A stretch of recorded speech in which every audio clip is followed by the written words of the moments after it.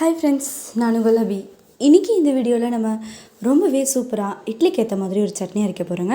அதுக்காக வந்துட்டு கொஞ்சம் பலரி வெங்காயம் கட் பண்ணி வச்சுருக்கேன்.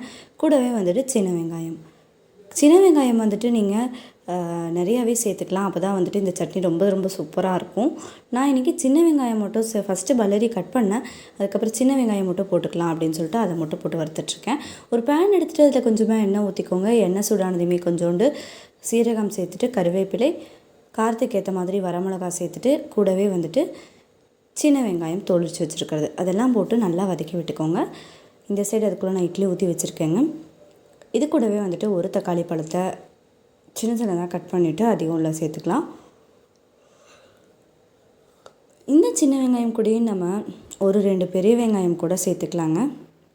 இதை இந்த மாதிரி நல்லா வதங்குற அளவுக்கு மிக்ஸ் பண்ணி விட்டுக்கோங்க. கொஞ்சோண்டு வேண்டாம்னாலும் மல்லி சேர்த்துக்கலாம், வரமல்லி. இது நல்லா வதங்கட்டும். அதுக்குள்ளவே இந்த சைடில் இட்லி வெந்துடுச்சு. அதை இன்னொரு ஹாட் பாக்ஸில் எடுத்து நான் போட்டு வச்சுருக்கேன்.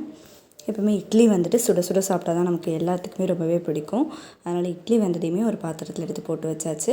இந்த சைடு வந்துட்டு சட்னி அரைச்சி எடுத்தாச்சுங்க. நம்ம வதக்கி வச்சுருக்கிற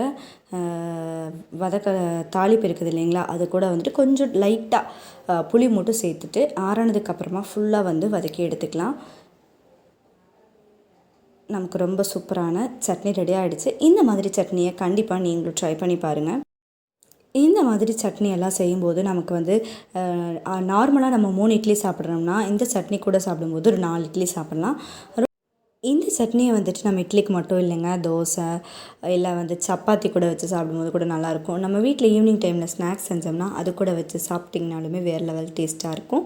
ரோட் சைட் கடைகளில் கிடைக்கக்கூடிய கார சட்னியோட டேஸ்ட் இதில் அப்படியே இருக்கும். மறக்காமல் நீங்களும் ட்ரை பண்ணி பார்த்துட்டு எப்படி இருந்துச்சுங்கிறத கமெண்ட் பண்ணுங்கள்.